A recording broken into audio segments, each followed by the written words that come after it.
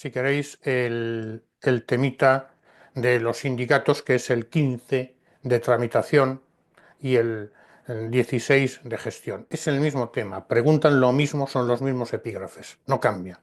Todos estos temas son los mismos. Y el tema 9 de gestión, que es los juegos de paz, es un epígrafe del tema 8 de tramitación y auxilio, o sea que estamos en las mismas. Y bueno, aquí se nos pide la libertad sindical, el sindicato en la Constitución española, el sindicato en la Ley Orgánica de Libertad Sindical, elecciones sindicales según la Ley de Órganos de Representación, la LOR, la Ley 987, que ahora veremos, que bueno, como siempre, el legislador, pues bueno, se preocupa de otras cosas en lugar de arreglar la legislación, y el Estatuto Básico de la Función Pública, es decir, las elecciones sindicales, se regulan en estos dos textos, la LOR, la Ley de Órganos de Representación, Ley 987, y el Estatuto Básico de la Función Pública. Yo me atrevería a decir que más en la primera que en el segundo. Y ya el derecho de huelga y, por último, salud y prevención de riesgos laborales. Es un tema amplio, pero no es complicado. Yo me voy a ir centrando en aquellas cosas que me parece que son más difíciles a la hora de comprender, a la hora de que las veáis luego, pues a la hora de estudiarlas. Aquí es bastante sencillo. No me quiero meter en Honduras, porque si nos metemos en Honduras en temas como este, que es un tema único del que te van a hacer dos preguntas en el examen, pues no nos separamos del meollo principal, que son las leyes de procedimiento, que tienes leyes, o sea, preguntas en el primer ejercicio, preguntas en el caso práctico y en su caso en el tercero, ¿no? Entonces, veámoslo con detenimiento, pero sin profundizar demasiado. El sindicato en la Constitución española, aquí lo primero que se nos dice, ¿qué es un sindicato? Bueno, pues aquí se dice agrupación permanente constituida por una pluralidad de personas que ejercen una actividad profesional similar, y esta agrupación, digamos, es para la representación y mejora de sus intereses profesionales y sus condiciones de vida, sus condiciones de trabajo. Esta es la definición de un autor, Borrajo da Cruz, perdón, Borrajo Conde es otro, Borrajo da Cruz, que era el que estaba en boga cuando yo escribí esto, pero ahora habrá otras definiciones, pero al final es lo mismo. ¿Qué es un sindicato? Bueno, pues un sindicato es una agrupación de personas para negociar sus condiciones de vida y sus condiciones de trabajo. No solo de trabajo, podríamos decir, sino también de vida, porque la Ley de Conciliación de la Vida Laboral y Familiar trata de eso, ¿no? Y el derecho sindical es el conjunto de normas que regulan estas cuestiones. Así claro, ¿no? El conjunto de normas que regulan las relaciones entre los sindicatos y otras instituciones de carácter colectivo, de representación de los trabajadores. Esto simplemente a efectos de conocimiento, porque no creo que haya una pregunta sobre esto, ¿no? Defina usted el sindicato en un test, no sé, no lo veo, y en el tercer ejercicio de gestión esto no entraría. Entonces, sindicato, tendríamos que ir en primer término, ahora lo veremos, artículo 28 de la Constitución española, y su desarrollo, que se formula en la Ley Orgánica de Libertad Sindical, LOLS, 1195 de 2 de agosto, que nos dice, ente de naturaleza asociativa con personalidad jurídica distinta de sus asociados, perdón, de carácter propio, ¿no? Bueno, ente autónomo. Bueno, esto, repito, no es preguntable desde mi punto de vista, sí a efectos de conocimiento, ¿no? Ente que persigue la representación y mejora de las condiciones de vida de sus asociados, de sus miembros, y me atrevería a decir de la sociedad en general, porque lo que se consigue, digamos, a través de una lucha sindical, perdón, a través de una huelga, no se consigue solo para los trabajadores que han hecho la huelga, sino para el conjunto de los trabajadores de esa empresa o de la administración pública. Entonces, concepto de sindicato, ley orgánica de libertad sindical, sí tendríamos que acordarnos que ley orgánica 1185 de 2 de agosto. Y ya entramos un poco, si queréis, en la Constitución, con el artículo 7 y el artículo 28.1. El artículo 7, que nos dice los sindicatos de trabajadores contribuyen a la defensa y promoción de los intereses económicos y sociales que les son propios. al igual que los partidos políticos en el artículo 6. Su creación y el ejercicio de su actividad son libres dentro de la Constitución, respecto a la Constitución y a la ley. Se exige su estructura interna y funcionamiento deberán ser democráticos, al igual que los partidos políticos en el artículo 6. Y ya en el artículo 28 se nos dice, todos tienen derecho a sindicarse libremente. Esto supone lo siguiente, que un trabajador puede sindicarse, puede no sindicarse y si se sindica puede hacerlo en el de su elección. Esto es lo que significa el derecho a sindicarse libremente establecido en el artículo 28.1 de la Constitución española. Derecho a sindicarse, derecho a no sindicarse y en el caso de sindicarse, a elegir libremente su sindicato, ¿no? Básicamente es un poco lo que se dice aquí. Derecho a fundar sindicatos, derecho de los trabajadores a afiliarse al sindicato de su elección, con la única condición de observar los estatutos del mismo, y derecho a los integrantes de un sindicato, a los afiliados a un sindicato, a elegir libremente a sus representantes. También, por último, derecho a la actividad sindical. Esto sería lo que es el derecho que establece la Constitución con respecto a la libertad sindical. Ya hemos dicho que en relación con los trabajadores sería el derecho a la sindicación, a la no sindicación y a la sindicación en el sindicato de su elección. Entonces, derechos de los trabajadores, 28.1, derechos de libertad sindical de carácter general, y ahora vamos a ver, digamos, los derechos de las organizaciones sindicales, es decir, aquellas organizaciones fundadas por trabajadores para la defensa de sus derechos laborales y familiares, o la conciliación de los mismos. ¿Qué derechos tienen? Bueno, básicamente redactar sus propios estatutos y reglamentos, organizar su administración interna, con la única, digamos, con la única salvedad de que su estructura y funcionamiento deben ser democráticos, y también a formular su programa de acción sindical. Constituir federaciones, de hecho, por ejemplo, hay federaciones de sindicatos, ¿no? Bueno, no solo, por ejemplo, algún sindicato que se denomina Federación de Servicios Públicos, no, federaciones de sindicatos, a nivel nacional y a nivel internacional. Confederaciones y organizaciones internacionales, afiliarse o retirarse de ellas, el sindicato puede unirse a otra organización internacional o nacional o retirarse de ellas cuando lo considere oportuno. No ser suspendidas ni disueltas, sino de acuerdo con lo dispuesto en la ley y siempre mediante resolución judicial firme. Resolución judicial firme y de acuerdo con lo establecido en la ley.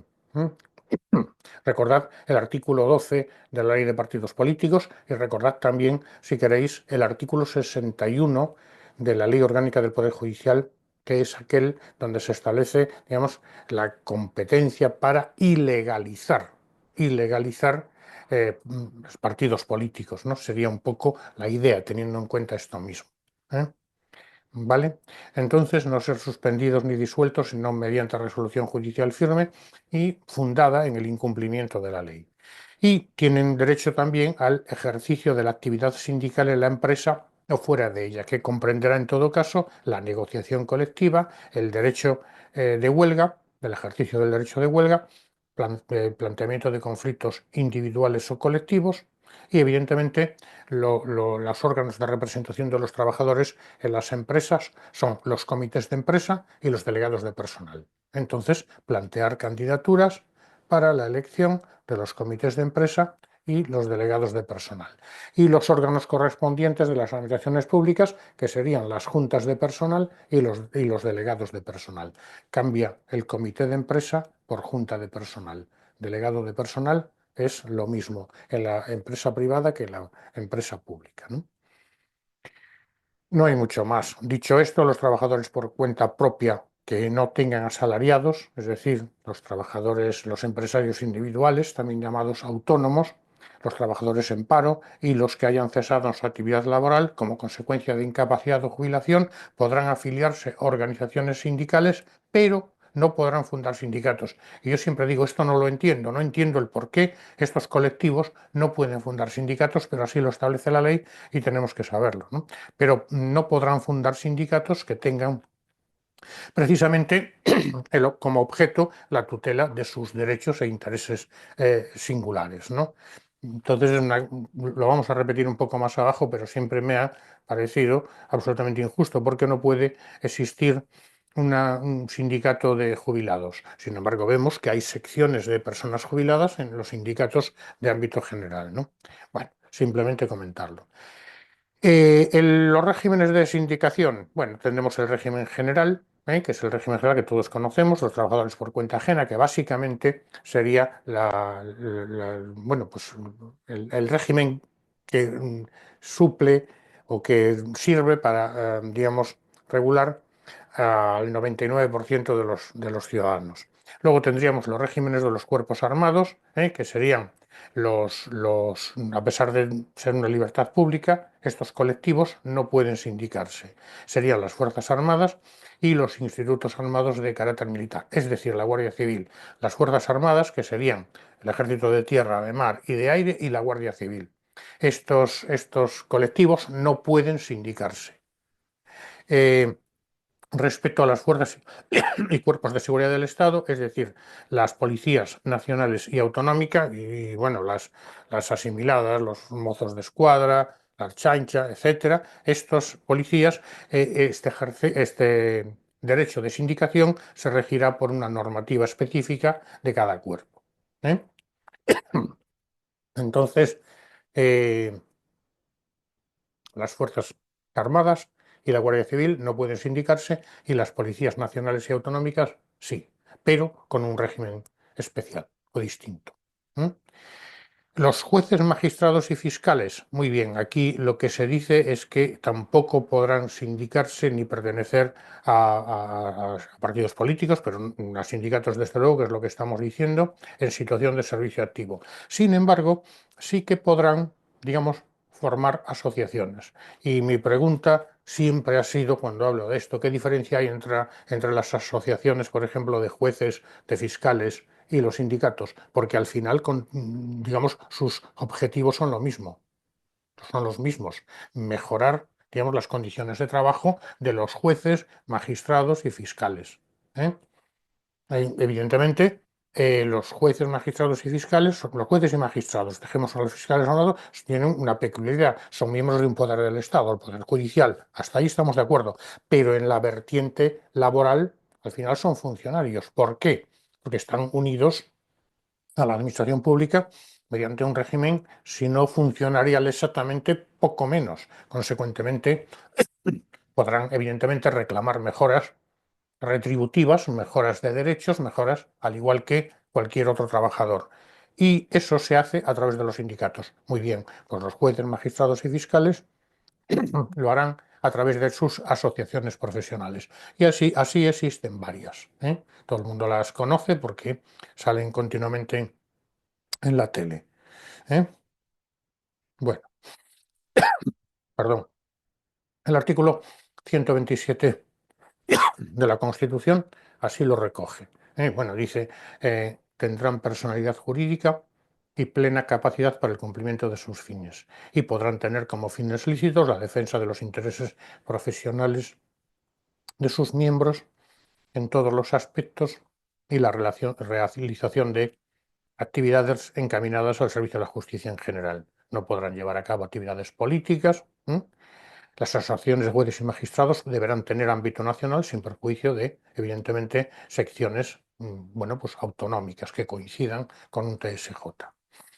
Pueden asociarse libremente o no. ¿Eh? Y sí que se recalca bastante lo del servicio activo. ¿Vale? Muy bien, no tiene mucho más. Simplemente una lectura. Asociación profesional de jueces, magistrados y fiscales. Separadamente, que al final tiene como fin la defensa de sus intereses profesionales en todos los aspectos, además de algunas otras. 127 de la Constitución. ¿Vale? Y ahora pasamos ya al régimen de los funcionarios públicos, como por ejemplo los funcionarios de la Administración de Justicia. El artículo 103.3 de la Constitución dice, básicamente, la ley regulará el estatuto de los funcionarios públicos, el acceso a la función pública de acuerdo con los principios de mérito y capacidad, las peculiaridades del ejercicio de su derecho a sindicación, sistema de incompatibilidades y garantías para la imparcialidad en el ejercicio de sus funciones. Es decir, se establece aquí que igualmente los funcionarios públicos están sujetos a un régimen de sindicación, pero de forma peculiar. Es decir, no es el mismo que para el resto de los trabajadores. ¿Mm? No hay mucho más que decir tampoco. Aquí la Ley Orgánica de Libertad Sindical no lo distingue, considera trabajadores tanto a los que están sujetos a un contrato de tipo laboral como a los que están sujetos a un contrato de carácter administrativo, a una relación de tipo administrativo funcionarial. No hay mucho más que decir y bueno, aquí a lo que a nosotros nos interesa, pues entonces comprendería los letrados de la Administración de Justicia, los gestores, tramitadores y auxilios, y médicos forenses y demás personal del Instituto Nacional de Toxicología, ¿no? Serían un poco los cuerpos nacionales especiales y los letrados. Los letrados pueden sindicarse, pertenecer a sindicatos y todos los mismos derechos que cualquier otro funcionario de la Administración de Justicia. La respuesta es sí. Los jueces, magistrados y fiscales, ya hemos visto que no. Es importante esto que lo tengamos en cuenta también a efectos de un tipo test, ¿no?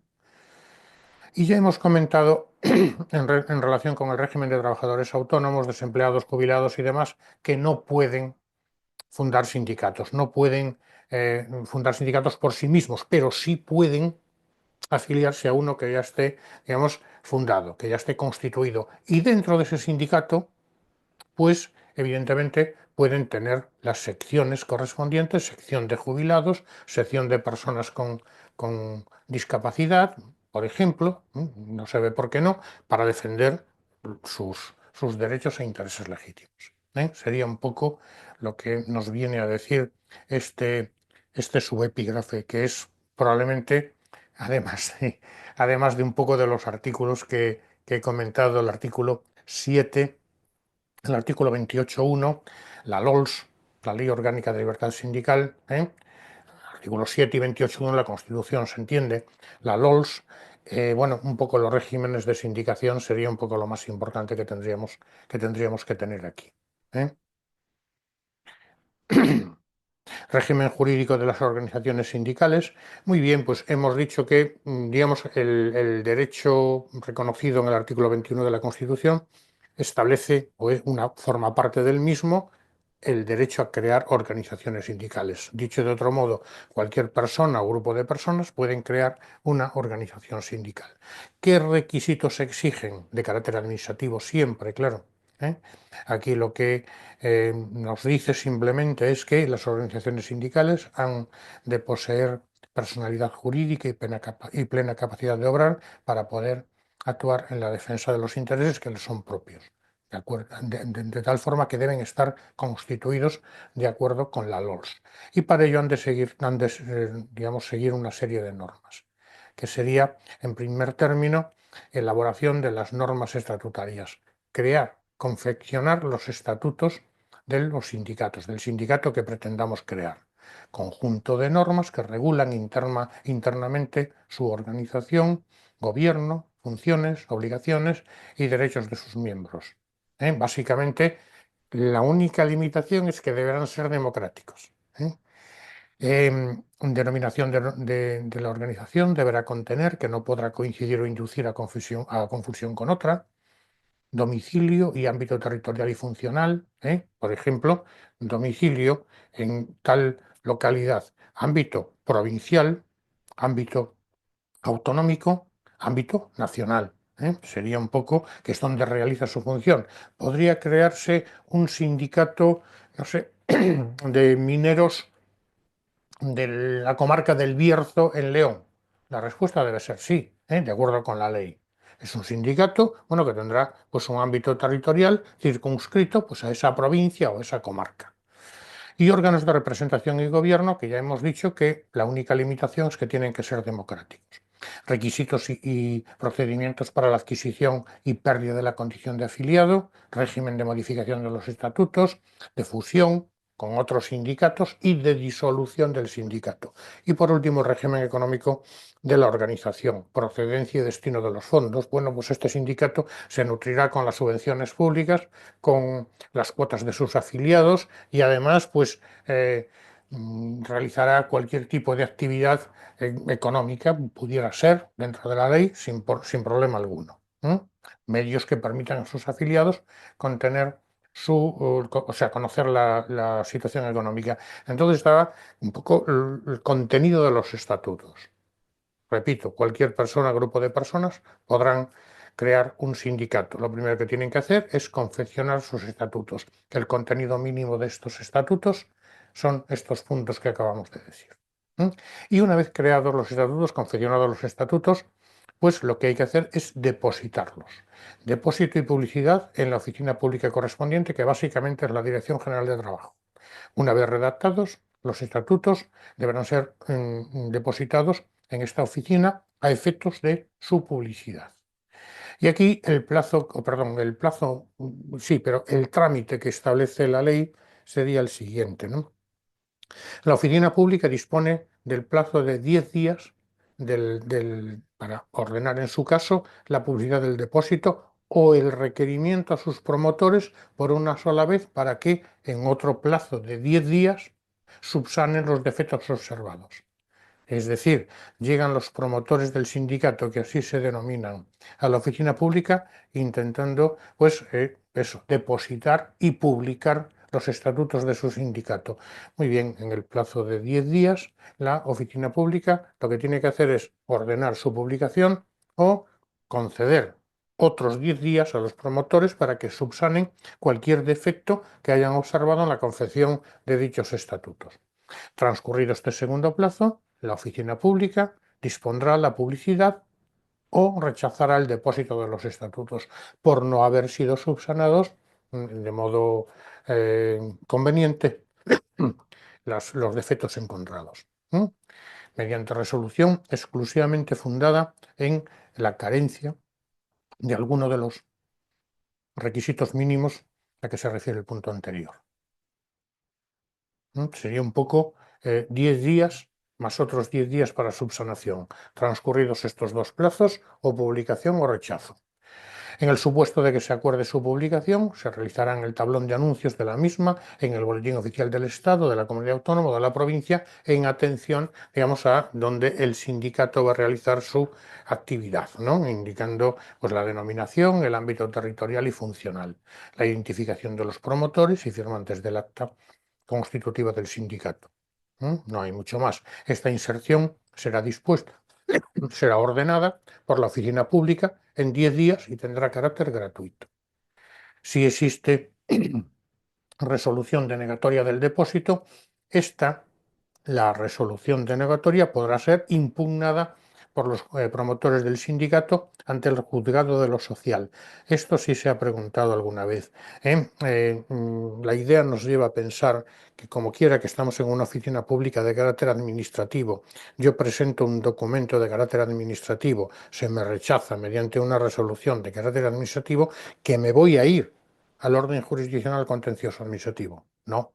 Ante el juzgado de lo social estamos tratando una cuestión de índole laboral importante, en el plazo de 10 días hábiles contados a partir de aquel en el que se reciba la notificación en denegatoria antes mencionada, o transcurra un mes desde la presentación de los estatutos sin que la oficina hubiera notificado resolución alguna. Entonces, este párrafo es importante. Los 10 días, también debemos de recordarlos, pero este sobre todo se ha preguntado en alguna ocasión. Por otro lado, en el caso de que los estatutos sean publicados por la oficina competente, la autoridad pública y cualquier persona que acredite interés indirecto y legítimo, pueden solicitar ante el juego de lo social que ésta declare, el juzgado de lo social, que éste declare que no es conforme a derecho los estatutos depositados. Es decir, impugnar el depósito de los estatutos y, por tanto, la publicación de los mismos y, por tanto, la adquisición de capacidad jurídica por parte de los sindicatos, ¿no? Transcurridos 20 días hábiles desde que se procedió al, al depósito de los estatutos, el sindicato adquiere personalidad jurídica y plena capacidad de obrar. Esto también es importante que lo recordemos. ¿Cuántos días han de transcurrir? 20 días hábiles. Desde que se procedió al depósito de los estatutos, el sindicato adquiere capacidad jurídica y plena capacidad de obrar y, por tanto, tiene los derechos y obligaciones que establece la Ley Orgánica de Libertad Sindical. Evidentemente, la modificación de los estatutos requiere el mismo procedimiento, se ajustará al mismo procedimiento que acabamos de comentar. Y dice aquí una cuestión que también pudiera ser interesante. Los sindicatos constituidos responden, evidentemente, por los actos y acuerdos adoptados por sus órganos de dirección, pero no por los afiliados al sindicato. Si un afiliado al sindicato realiza cualquier actividad o cualquier acción, la responsabilidad es exclusivamente suya, excepto, sigue diciendo, que actuaren por cuenta del sindicato. ¿Vale? Este sería un poco este subepígrafe interesante en el sentido de uno de los contenidos de la libertad sindical es, bueno, pues la libertad para fundar sindicatos. Y esta libertad simplemente exige la publicación en la oficina correspondiente. Para ello hay que realizar dos acciones. La primera de ellas es confeccionar el estatuto de acuerdo con los parámetros que acabamos de decir. El segundo, propiamente depositarlo en la oficina pública a fin de que ésta proceda a su publicación en el boletín oficial correspondiente.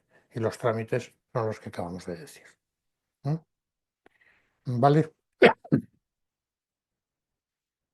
Y bueno, aquí tenemos un esquemita y pasamos, si queréis, al segundo epígrafe. Libertad sindical, los sindicatos en la Ley Orgánica de Libertad Sindical. Ya hemos dicho que básicamente los órganos, básicamente y sin básicamente, son estos dos. Los órganos de representación de los trabajadores en la empresa y en la función pública, pues son de dos tipos: los comités de empresa y los delegados de personal en la empresa privada. En la empresa pública, las juntas de personal y los delegados de personal. Estos serían los dos órganos de representación. Luego hablaremos de los delegados sindicales, que no es exactamente lo mismo, ¿no? Entonces, esto es lo primero que tendríamos que tener en cuenta. Los sindicatos en la LOS, representación a través de estos dos órganos: comités de empresa y delegados de personal. En el caso de la administración pública, juntas de personal y delegados de personal. Y ahora aquí vamos a ver la representación sindical. ¿Qué es la representatividad, básicamente? Se dice aquí: la mayor representatividad sindical reconocida a determinados sindicatos les confiere una singular posición jurídica. No es lo mismo un sindicato mayoritario, ¿eh? a nivel estatal, todos conocemos, que un sindicato que no tenga que no sea mayoritario, que tenga una implantación mínima. Entonces, a esa mayor representatividad, a ese mayor número de delegados, le llamamos representatividad. Sería un poco la idea, ¿no? A esa mayoría que ostentan determinados sindicatos le llamamos representatividad. Y básicamente, ¿cuáles serían los sindicatos más representativos? Pues tenemos de dos tipos: en el ámbito estatal y en el ámbito de la comunidad autónoma.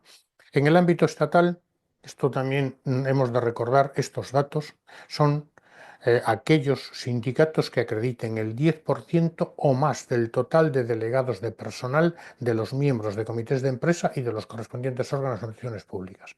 Es decir, son considerados sindicatos más representativos a nivel estatal aquellos que acrediten el 10% o más de delegados de personal, de miembros de los comités de empresa o, en su caso, de los correspondientes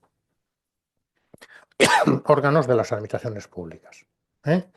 A nivel estatal. También los sindicatos o entes afiliados, federados o confederados con una organización sindical que tenga el carácter de más representativa.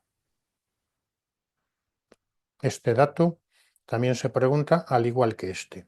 Sindicatos más representativos en el ámbito de la comunidad autónoma, pues aquellos que tengan al menos el 15% de los delegados de personal, de los representantes de los trabajadores y los correspondientes órganos de las administraciones públicas, pero se exige una segunda condición, siempre que cuenten con un mínimo de 1.500 representantes, el 15% más 1.500 representantes.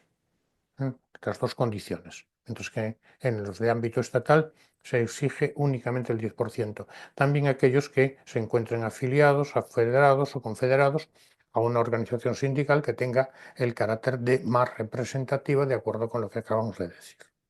Entonces, estos dos datos, el 10% estatal, el 15% y 1.500 representantes en el ámbito autonómico y aquellos que estén, digamos, asociados, federados, confederados, con una organización sindical que ostente estas características, ¿no?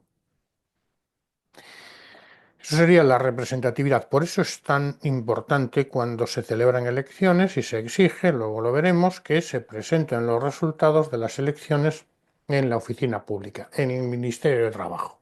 Sería la idea, en la Dirección Territorial de Trabajo. ¿Para qué?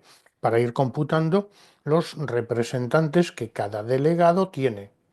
Consecuentemente, una vez computadas o celebradas todas las elecciones, pues vemos que, de modo general, todo el mundo sabe que hay dos sindicatos más representativos a nivel empresa privada, por decirlo de alguna forma, que son Comisiones Obreras y UGT, o UGT, Comisiones Obreras, no sé cuál es el primero.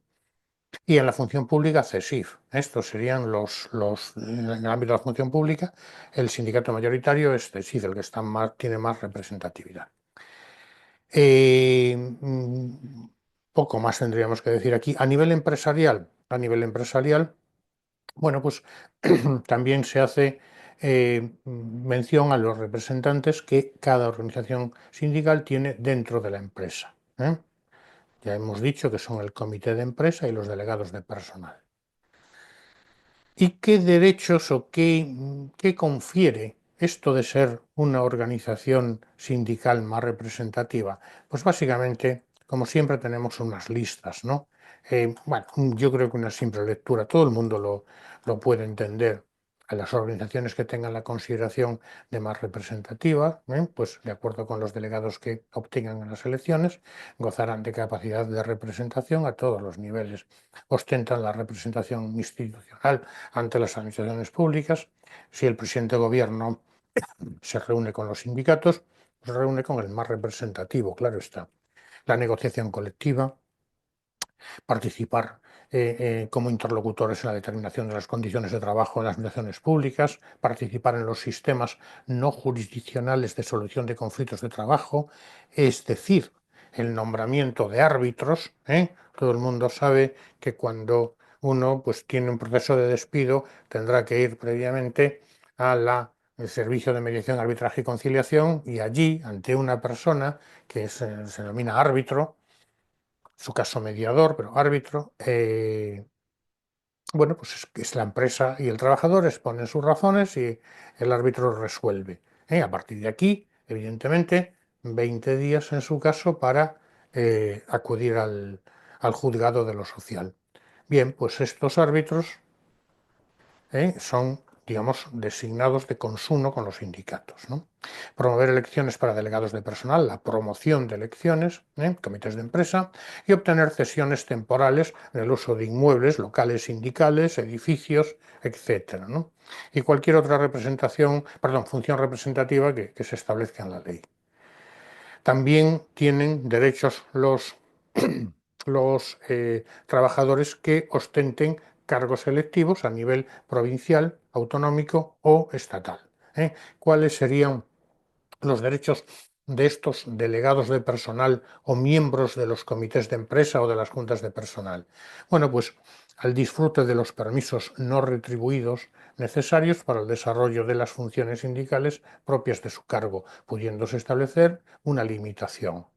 Excedencia forzosa, situación equivalente en el ámbito de la función pública, reserva en este caso al puesto de trabajo, ¿no? Cómputo de la antigüedad mientras se estén realizando estas funciones, asistencia y acceso a los centros de trabajo para participar, bueno, pues en las actividades propias, por ejemplo, hacer una asamblea, informar a los trabajadores, entregar pues, información sindical.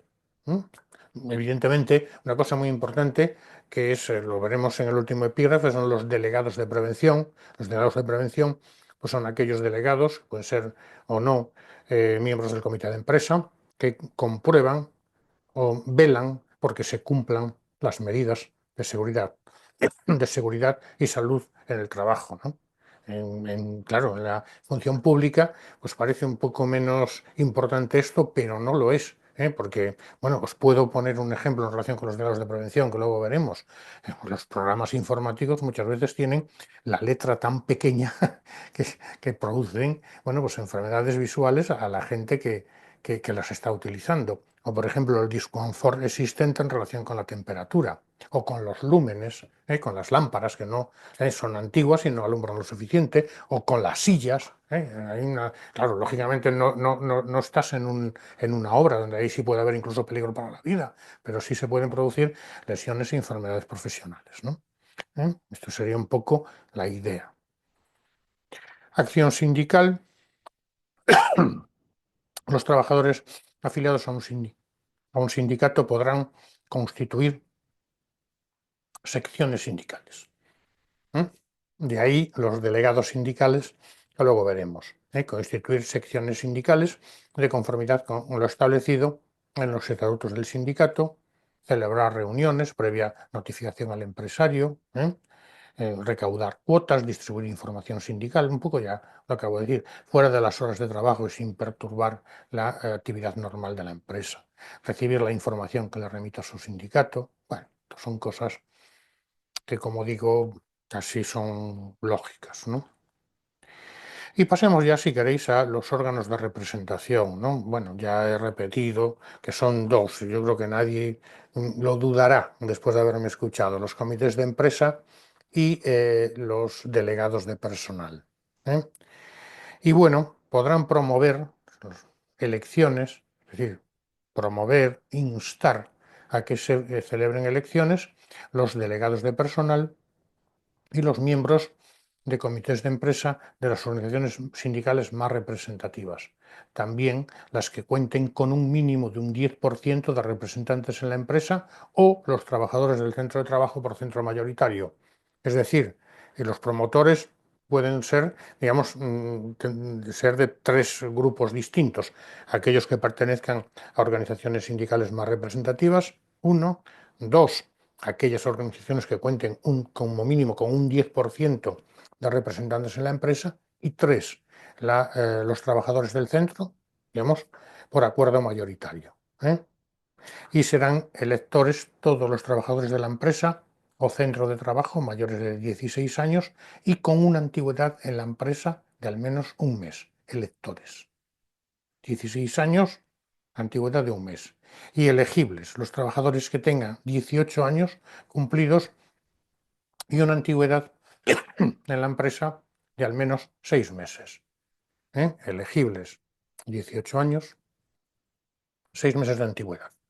Salvo en industrias que por movilidad personal, bueno, se pacte en convenio un plazo menor, pero con un mínimo de 3 meses. Acto de votación en el centro lugar de trabajo y durante la jornada laboral. El empresario tiene que promover los medios necesarios para poder realizarse la votación, ¿no? La duración del mandato será de 4 años y, evidentemente, esto podría ser interesante, la revocación. Dice, solamente podrán ser revocados los delegados de personal y miembros del comité de empresa durante su mandato por decisión de los trabajadores que los hayan elegido mediante asamblea convocada al efecto a instancia de un tercio de los electores y por mayoría absoluta de estos. puede revocarse, digamos, el mandato de 4 años conferido a los delegados de personal o miembros del comité de empresa. Sin embargo, dicha revocación no podrá efectuarse durante la tramitación de un convenio colectivo. Las sustituciones, revocaciones, dimisiones y extinciones se comunicarán a la autoridad laboral y al empresario. A la autoridad laboral para que compute la representatividad en su caso, y al empresario, bueno, pues para que tenga en cuenta que ya no son estos los representantes de los trabajadores, sino otros. ¿eh? Pero esto podría ser también objeto de pregunta de examen porque, bueno, la revocación esta no se conoce mucho. El mandato de 4 años, pues lo sabe todo el mundo, pero la posibilidad de revocación de ese mandato no.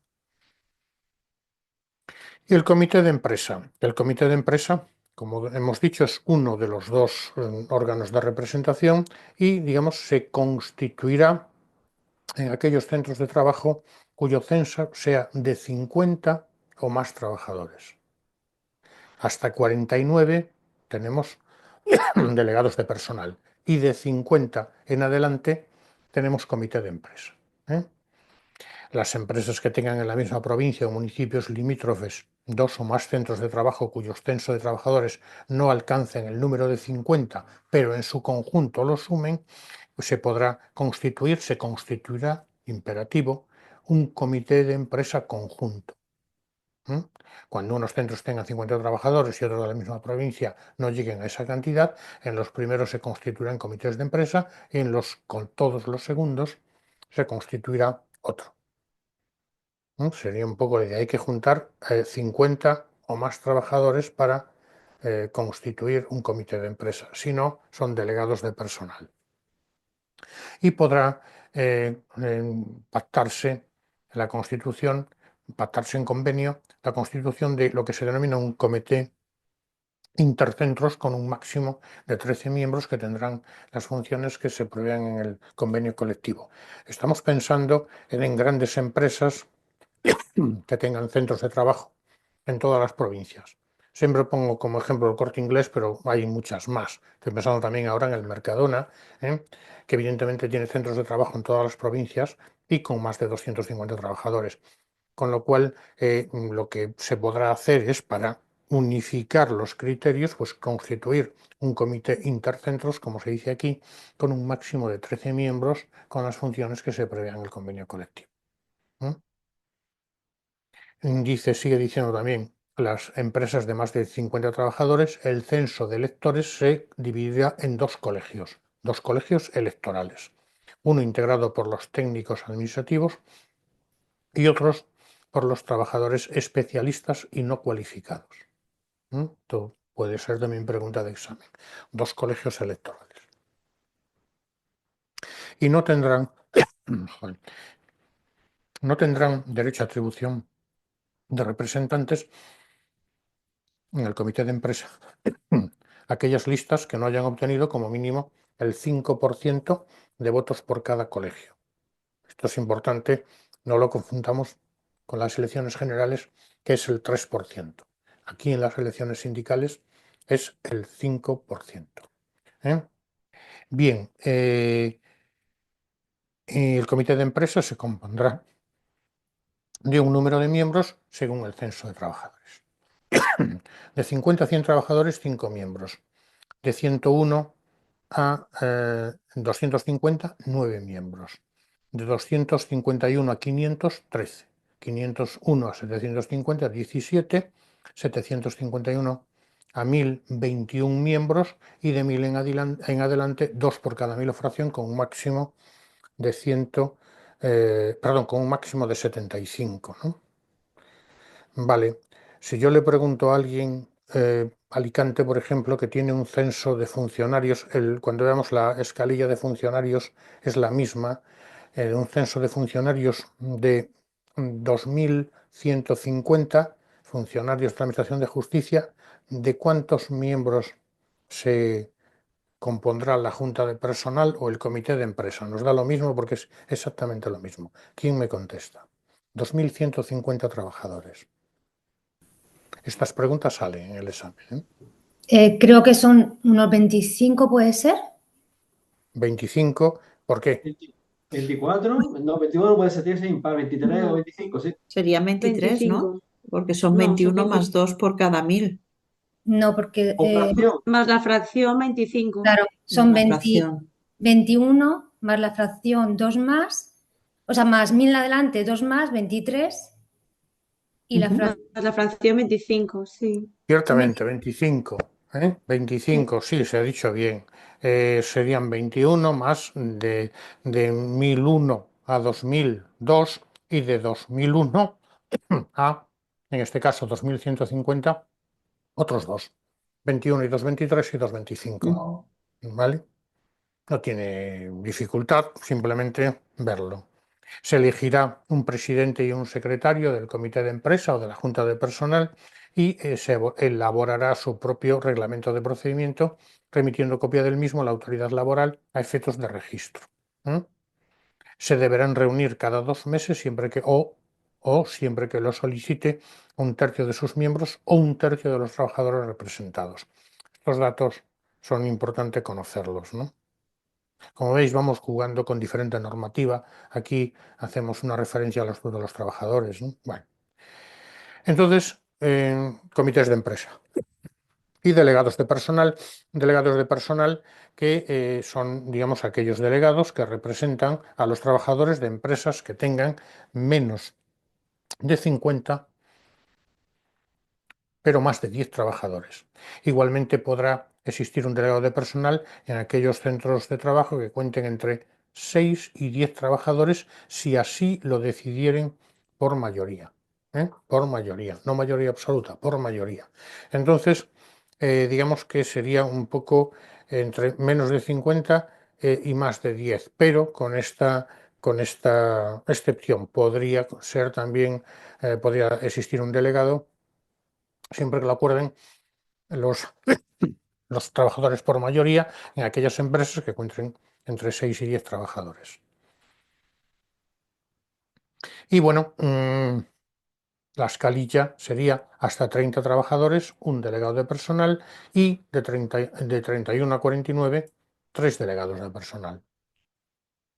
Sería un poco la idea, ¿no? Entonces, órganos de representación, comités de empresa y delegados de personal, según esta escalilla que tenemos aquí y que debemos conocer porque no es el primer examen, y yo supongo que los habréis visto. Oiga, una junta de personal que tenga tantos funcionarios, las escalillas son iguales, excepto lo de 6 y 10. Eh, ¿Cuántos miembros tendrá la junta de personal, por ejemplo, ¿no? Bien, las secciones sindicales. Las secciones sindicales y los delegados sindicales, que muchas veces la gente confunde lo que es un delegado de personal con un delegado sindical. Muy bien, dice, en las empresas, o en su caso en los centros de trabajo que ocupen a más de 250 trabajadores, cualquiera que sea su contrato, tipo de contrato, trabajadores fijos, fijos discontinuos, eventuales, podrán constituirse secciones sindicales por los trabajadores afiliados a un sindicato. Trabajadores afiliados a un sindicato. De tal forma que se puede constituir, pongamos, tres sindicatos, el sindicato A, el sindicato B y el sindicato C. Por el sindicato A se puede constituir una sección sindical, pero ¿a quién representan esos delegados sindicales? A los trabajadores afiliados al sindicato A, ¿vale? No es lo mismo. Un delegado de personal representa a todos los trabajadores de la empresa. Un delegado sindical representa a los trabajadores afiliados al sindicato al que se encuentra afiliado. Es importante distinguir esta cuestión. No tiene nada que ver una cosa con otra. Entonces, evidentemente, los delegados sindicales también luego vamos a ver que pueden participar con voz pero sin voto en los comités de empresa o en las juntas de personal, etcétera. ¿Y cuántas secciones sindicales podrá haber? Como mínimo, un delegado sindical si el sindicato no ha alcanzado el 10% en los votos a elección de miembros del comité de empresa. Es decir, si tiene el menos del 10% de los votos, tendrá 1. A partir de aquí, ya de 1 a 4 delegados sindicales en función ya del número de trabajadores. 250 a 750, un delegado, 751 a 2000, 2, 2001 a 5000, 3 y a partir de 5000, 4. Pero cada uno de los sindicatos podrán tener estos delegados sindicales. ¿Cuáles serían los derechos de los delegados sindicales? Básicamente a tener la misma información y documentación que la empresa ponga a disposición del comité de empresa, asistir a las reuniones de los comités de empresa con voz pero sin voto, a ser oídos por la empresa previamente a la adopción de medidas de carácter colectivo, etcétera. Son unos representantes de los trabajadores con un nivel, si queréis, inferior. No me gusta utilizar esta palabra, pero no encuentro otra, a los de los delegados de personal o miembros de los comités de empresa. ¿Por qué? Porque mientras que unos representan al conjunto de los trabajadores, independientemente de que los hayan votado o no, yo puedo votar al sindicato A, pero el representante del sindicato B también me representa, mientras que en las secciones sindicales no. Bueno, aquí básicamente ya el resto sería lectura, ¿no? Tienen derecho también a la negociación colectiva, a disponer de un tablón de anuncios para facilitar la información, a la utilización de un local adecuado para desarrollar su actividad cuando la empresa tenga más de 250 trabajadores, ¿vale? Esto sería un poco la idea, ¿eh? Mm, Comités de empresa, juntas de personal, delegados de personal y, aparte, secciones sindicales con los delegados sindicales. Vale. Pues pasamos ya, si queréis, a la tutela de la libertad sindical. Este epígrafe, una simple lectura. Esto no tiene mayor importancia. Aquí se nos dice que los artículos 12, 13, 14 y 15 pues, recoge una serie de derechos, digamos, un poco que son de derechos de los delegados sindicales y de los delegados de personal. Lo he dicho bien, de los dos. Entonces, serán consideradas lesiones a la libertad sindical aquellas actuaciones consistentes en fomentar la constitución de sindicatos controlados por el empleador, sindicatos de empresa, o sostener económicamente un sindicato con el mismo propósito de control, ¿no? Bien, esto, como digo, una simple lectura. Y ahora pasemos probablemente al epígrafe más complicado del temita, si es que podemos decir que sea complicado, ¿no? Elecciones sindicales según la Ley de órganos de representación y el Estatuto Básico del Empleado Público. Y yo pongo aquí abajo una nota al pie, que son básicamente los artículos que están en vigor de la Ley de órganos de representación. Esta ley ha sido derogada por el Estatuto Básico del Empleado Público. En su momento, Ley 7/2007, pero hoy es Real Decreto Legislativo 5/2015, pero dejando en vigor todos estos artículos. Esta legislación es un tanto difícil de encontrar. Si me permitís, vais a una base de datos como por ejemplo la ley o el derecho y ver la ley de órganos de representación con aquello que está derogado o no es complicado porque es muy específico.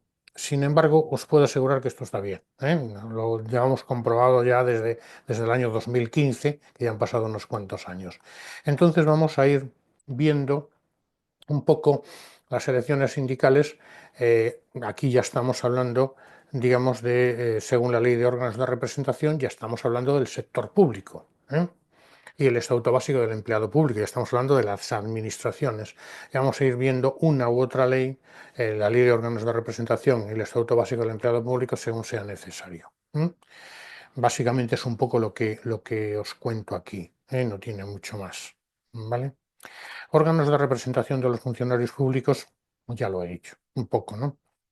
Serían los delegados de personal y las juntas de personal, ¿no? Las juntas de personal son exactamente igual que el comité de empresa. Y podrán formar parte de estos órganos de representación, pues personal, digamos, de la administración vinculados a través de un régimen de carácter administrativo o estatutario. Nosotros en concreto somos personal estatutario.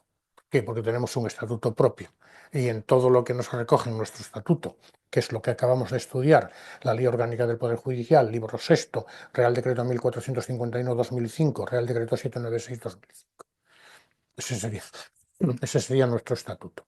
¿Eh? Y lo que no se recoge ahí, Estatuto Básico del Empleado Público. Personal al servicio de los órganos constitucionales y la Administración de Justicia. Y quedan excluidos, pues lógicamente, los miembros de las Fuerzas Armadas, que sabemos que no pueden sindicarse, los miembros de la Guardia Civil, los jueces y magistrados, que tienen sus propias asociaciones, y el personal laboral de la Administración Pública, porque no es funcionario, por decirlo de alguna forma. Entonces no se le aplica el Estatuto Básico del Empleado Público, sino el Estatuto de los Trabajadores. El personal laboral, aunque sea de la administración pública, digamos, es personal sujeto al Estatuto de los Trabajadores y no al EBEP. Sería un poco la idea que tendríamos que tener. Delegados de personal, pues es un poco lo que ya hemos comentado, excepto lo de 6 a 10 que yo os decía, ¿no? En las unidades electorales, el número de funcionarios sea superior a 6, igual a 50, su representación corresponderá a los delegados de personal. 6 a 50. Inferior a 50, perdón, luego es 49, porque aquí inferior a 50, de 6 a 49, pero la ley dice inferior a 50. Entonces, hasta 30 funcionarios, un delegado de personal y de 31 a 49, 3 delegados de personal que ejercerán sus funciones mancomunadamente. Y las juntas de personal, que sería lo mismo que os he comentado, que hemos comentado cuando hablábamos de los comités de empresa. No difiere. Sí que podríamos decir, si queréis, que digamos, la unidad electoral es provincial. Se constituirá una en cada provincia y formarán unidades electorales siempre que las mismas cuenten con un número de funcionarios mínimo de 50. En el caso de que el número fuera inferior a 50, se sumarán a la unidad electoral que supere dicha cifra, ¿no? La escala es la misma. Hace ya bastante tiempo que se unificaron las escalas y es la misma. Con lo cual el ejemplo que habíamos puesto antes, para comprender un poco y para que alguien en relación con la Junta de Personal de los Funcionarios de Justicia de Alicante, pues vale también para aquí. Se elegirá un presidente y un secretario que ya lo hemos comentado, que no podrá contravenir lo dispuesto en el Estatuto Básico del Empleado Público y la legislación de desarrollo, etcétera, ¿no? Funciones y legitimación de los órganos de representación, pues un poco también lo hemos visto en la empresa privada, así es que no hay mucha diferencia. Recibir información sobre la política de personal, así como los datos referentes a la evolución de retribuciones, evolución probable del empleo en el ámbito correspondiente, emitir informe, los delegados de personal, las juntas de personal, en el caso de que se les solicite, emitir informe sobre el traslado parcial o total de las instalaciones o revisión de los sistemas de organización y métodos de trabajo, ser informados de las sanciones impuestas por faltas muy graves, sería un poco la idea. Cuidado con esto, porque aquí estamos estudiando la administración pública en general, no la administración de justicia. Entonces, faltas muy graves. Tener conocimiento y ser oídos en el establecimiento de la jornada laboral y horario de trabajo, vigilar el cumplimiento de las normas en relación con lo que antes comentábamos, prevención de riesgos laborales, seguridad social, empleo, ejercer las sanciones legales que procedan y colaborar con la administración competente para conseguir el establecimiento de cuantas medidas, pues incrementen la productividad. ¿Vale? Aquí se nos legitima o se legitima a las juntas de personal para iniciar los correspondientes procedimientos administrativos, los procedimientos administrativos correspondientes y ejercitar acciones en vía administrativa o judicial en lo relativo a su función. Y ya las garantías y derechos de los miembros de las juntas de personal y los delegados de personal, pues es un poco lo mismo. el acceso y libre circulación por las dependencias de su unidad electoral sin entorpecer el normal funcionamiento de las correspondientes unidades administrativas dentro de los horarios habituales de trabajo, distribución de publicidad, todo tipo de publicaciones, información sindical, la audiencia en los expedientes disciplinarios a que pudieran ser sometidos sus miembros durante el tiempo de su mandato y durante el año inmediatamente posterior, sin perjuicio de la audiencia del interesado en el procedimiento, claro está. Y un crédito de horas mensuales dentro de la jornada de trabajo, bueno, que serían de acuerdo con la siguiente escala. Hasta 100 funcionarios, pues 15 horas, de 101 a 250, 20, 251 a 530, 501 a 750, 35 y ya de 751 en adelante 40 horas. Es decir, cada delegado de personal tendrá un crédito horario de acuerdo con esta escala para ejercer las funciones sindicales. Entonces, lógicamente, si hemos dicho que la Junta de Personal de Alicante tiene o representa 2.150 trabajadores, pues cada uno de sus miembros tendrá un crédito horario de 40 horas. ¿Vale? Sería un poco la idea. Y si es la de Castellón, 35, porque creo que en Castellón pues son menos de 750. Y cualquier otra que me digáis, pues vamos a la escala. Es importante tener en cuenta, bueno, importante, es un dato más. Bueno, aquí otro de los derechos es a no ser trasladados ni sancionados por causas relacionadas con el ejercicio de su mandato representativo, ni durante la vigencia del mismo, ni durante el año siguiente. Bien, tengo que decir que yo he sido delegado de personal durante mucho tiempo y evidentemente en la administración pública no hay ningún tipo de discriminación al delegado de personal, ni mucho menos. Lo dice el sueldo básico del empleado público y está bien que lo diga, pero eso es más bien en la empresa privada, ¿no? Vale, no hay mucho más. Sigilo, el deber de sigilo, que ahora está tan entredicho, ¿no? El deber de sigilo profesional se exige tanto en los procesos judiciales que el funcionario está tramitando, cuanto en cualquier actuación que tenga como consecuencia de su cargo. Evidentemente, si tiene conocimiento de la existencia, por ejemplo, de un expediente disciplinario, lo que no puede hacer es comentarlo ¿eh? con- ¿Vale? Y este epígrafe sería un poco el que más me fijaría yo, ¿no? Promoción de elecciones a delegados y juntas de personal. Es un poco el que más dificultad pudiera tener. Entonces, en primer término vemos quiénes están legitimados para la promoción de elecciones. Es decir, han transcurrido los 4 años correspondientes y es necesario celebrar elecciones. ¿Quiénes pueden promoverlas? ¿Quiénes pueden instarlas? Y aquí lo tenemos claramente, los sindicatos más representativos a nivel estatal, aquellos que tienen un 10% de representatividad. Los sindicatos más representativos a nivel comunidad autónoma cuando la unidad electoral esté ubicada en el ámbito geográfico de la misma, aquellos que tienen un 15% de representatividad más y 1.500 representantes. Los sindicatos que sin ser más representativos hayan conseguido al menos el 10% en el conjunto de las administraciones públicas. Este tercer punto también importante.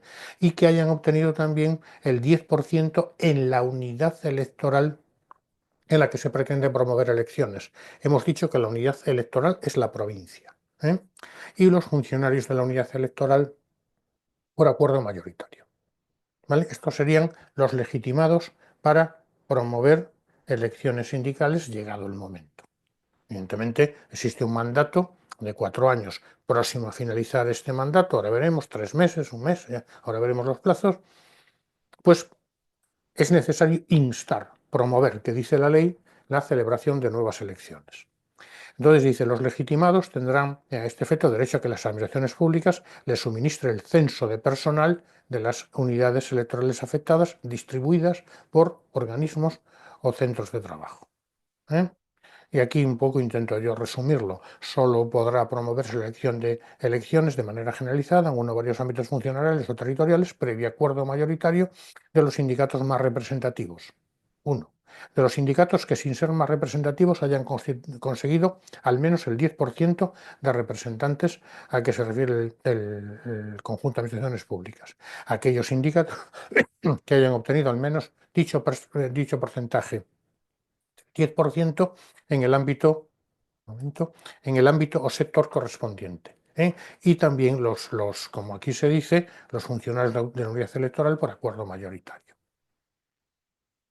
Estos serían los legitimados. ¿Cómo se hace? En primer término, se comunica al órgano competente en materia de personal en la unidad electoral correspondiente en la Oficina Pública de Registro con un plazo mínimo de al menos un mes de antelación al inicio del proceso electoral. Es decir, se han celebrado elecciones el 1 de marzo.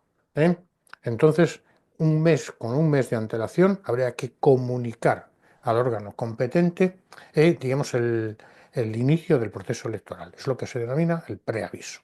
En dicha comunicación, los promotores deberán identificar con precisión la unidad electoral,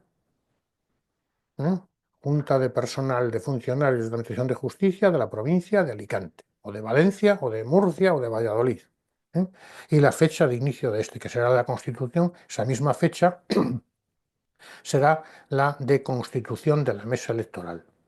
En todo caso, no podrá comenzar antes de un mes ni más allá de 3 meses contabilizados a partir del registro de la comunicación. Entre un mes y 3 meses se inicia el proceso electoral a partir de la fecha de registro de la comunicación al órgano competente de la función pública por parte de cualquiera de los legitimados para promover las elecciones. ¿Vale?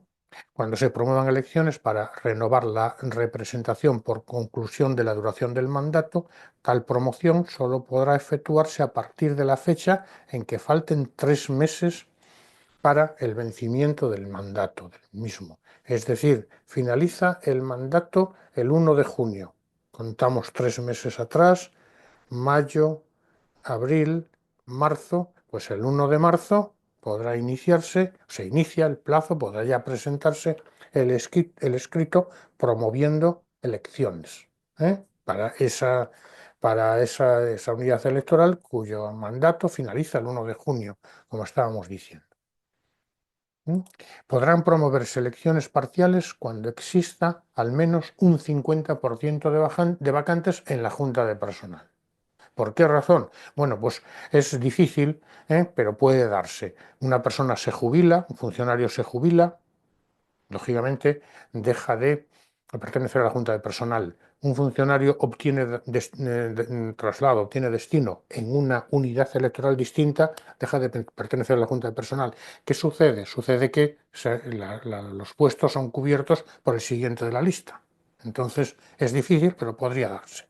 Entonces aquí se habla, como importante tenerlo en cuenta, elecciones parciales, cuando exista al menos un 50% de vacantes en las juntas de personal o delegados de personal, cuando se produzca, esto sí puede darse, al menos un 25% de aumento de la plantilla.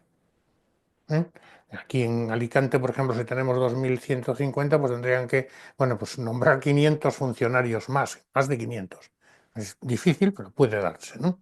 Y la duración del mandato de los representantes así elegidos, entonces será por el tiempo que falte para completar los 4 años. Si se incumplen estos requisitos, nulidad del proceso electoral. Recordad esto de al menos un mes y los 3 meses. ¿Vale? No tiene más, Los competentes para promover, los legitimados para promover, digamos, las elecciones y los plazos estos que acabamos de comentar. Aquí tenemos el esquemita que lo pone un poco más claro, ¿no? Y el procedimiento electoral. Muy bien, pues es muy sencillo. Es exactamente igual, si no exactamente, muy parecido a las elecciones generales. La elección se realizará mediante sufragio personal libre, o sea, directo, libre y secreto, y que podrá emitirse por correo o por medios telemáticos. Serán electores los funcionarios que se encuentran en situación de servicio activo. De aquí voy a decirlo ya para siempre. Da igual que sean funcionarios titulares que interinos. No hay ninguna diferencia entre un funcionario titular y un funcionario interino. ¿Puede ser miembro de la Junta de Personal un funcionario interino? La respuesta es sí. ¿Qué sucederá? Que cuando cese ese funcionario, pues cesará también en la Junta de Personal. ¿Puede ser elector elegible? Desde luego que sí. Vale. Sin embargo, nos dice, no tendrán la condición de electores ni elegibles los funcionarios que ocupen puestos cuyo nombramiento se realice por Real Decreto o decreto de los consejos de los gobiernos de las comunidades autónomas y las ciudades de Ceuta y Melilla. ¿Por qué? Estos son los altos cargos, si lo recordáis del tema 3, son directores generales, etcétera, y ahí hacia arriba. Consecuentemente, no pueden ser electores inelegibles. Y podrán presentar las candidaturas las organizaciones sindicales legalmente constituidas o las coaliciones de estas. Pueden juntarse 3 sindicatos o crearse un sindicato para presentarse a las elecciones, siempre que el número de ellos sea equivalente al menos al triple de miembros a elegir. Por ejemplo, si aquí en la provincia de Alicante la Junta de Personal se compone de 25 miembros, aquí lo que nos dice es que el grupo de electores tendrá que tener al menos 75 miembros para poder presentar candidatura, el triple de los miembros elegidos. Las juntas de personal se elegirán mediante listas cerradas a través de un sistema proporcional corregido. Esto es importante, listas cerradas. Es decir, yo voto a la lista completa, al igual que en las elecciones generales. Yo no puedo tachar al número 2 porque no me gusta y quiero votar pues, a esa candidatura, partido tal, pero no me gusta el número 2, lo tacho. Eso no se puede hacer en las elecciones a juntas de personal. ¿Vale? Sin embargo, en las elecciones a delegados de personal, las listas son abiertas y el sistema es mayoritario. Entonces sí puedo elegir pues al que a mí me parezca más, le pongo una X como para el Senado, si lo recordáis, le pongo una X al que me parezca más idóneo para que me represente. Y el sistema también es diferente. En las juntas de personal es un sistema proporcional corregido y en los delegados de personal es un sistema mayoritario. Estos puntos sí son interesantes a efectos del test. Los órganos electorales en las mesas electorales, lógicamente, y digo yo un poco más abajo, donde haya varias mesas electorales, como por ejemplo en esta provincia, que hay 13 partidos judiciales, pues en cada partido judicial hay una mesa. Muy bien, pues en el Alicante capital, pues hay una mesa electoral coordinadora. En concreto hay 2 porque hay 2 centros de trabajo, pero una de ellas es la coordinadora. Básicamente, los órganos electorales son las mesas electorales que se constituyan para el desarrollo del procedimiento, no solo el día de la votación, sino que la mesa electoral coordinadora y las mesas electorales en cada partido judicial pues resuelven las incidencias que se puedan producir. Y las impugnaciones que se realicen a las decisiones de la mesa se tramitarán conforme a un procedimiento arbitral, excepto las reclamaciones contra las denegaciones de inscripción de las actas electorales, que vamos ya directamente a la jurisdicción social, es decir, las denegaciones de inscripción de las actas electorales, de los resultados. Se impugnan esas actas electorales contra la denegación de inscripción de las actas electorales, es decir, que el sindicato A tiene 10 representantes, el B tiene 7 y el C 43. ¿Vale?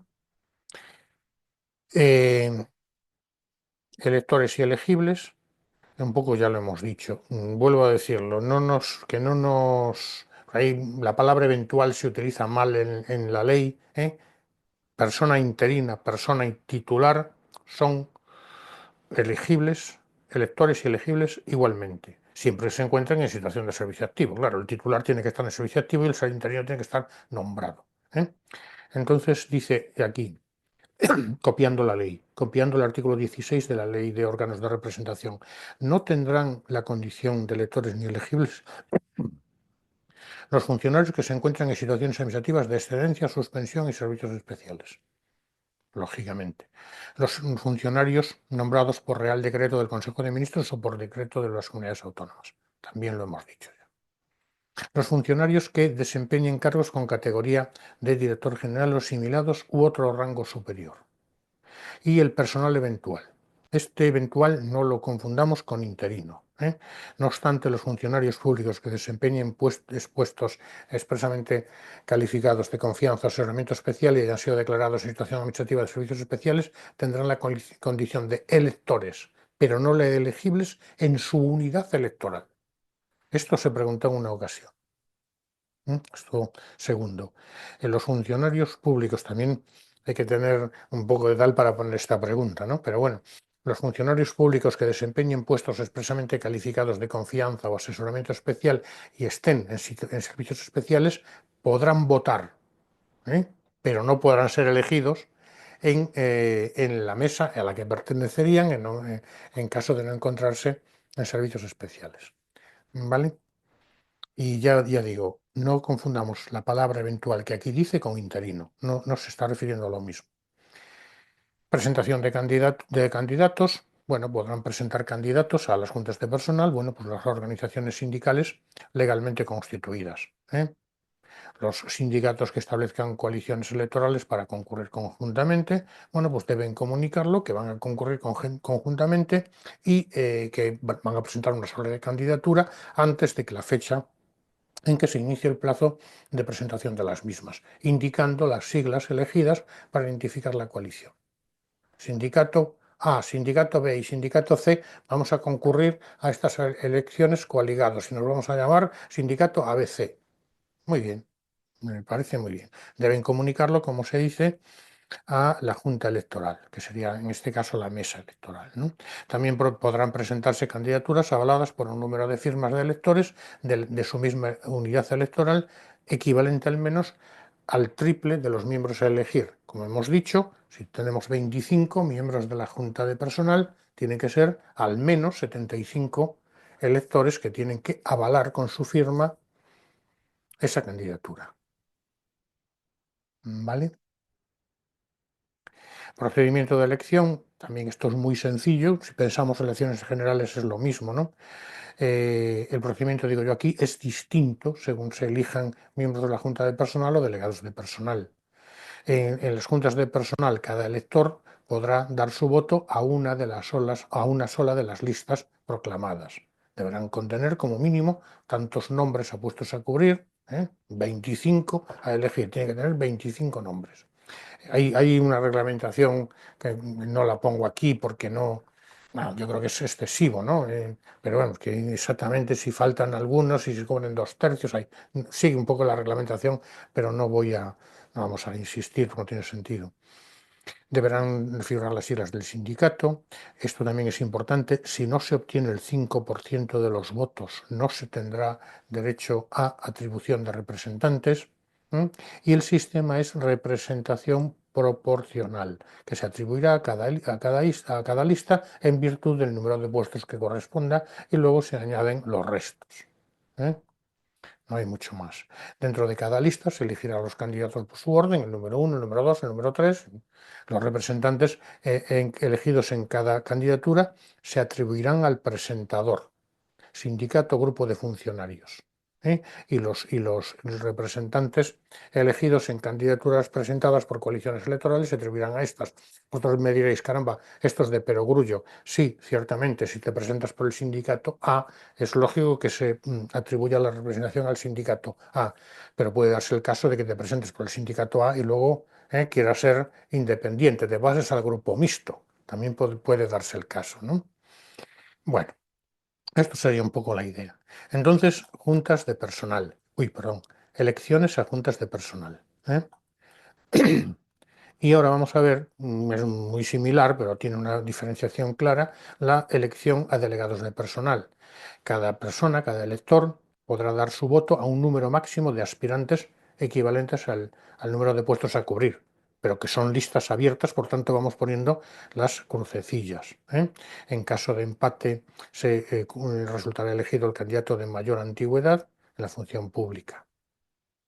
El sistema es mayoritario, ¿no?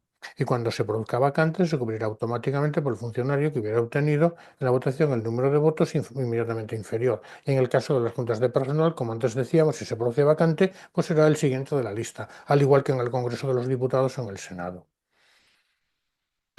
Forma de elección, ya hemos dicho, mediante sufragio personal, libre, directo y secreto, y podrá emitirse por correo, sin la forma que se establezca, exactamente igual que las elecciones generales.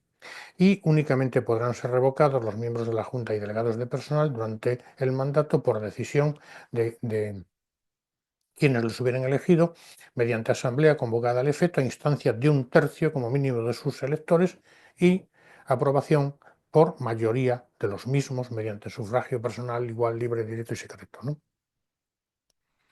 Dice, no podrá efectuarse también este dato propuestas de revocación hasta transcurridos 6 meses del anterior.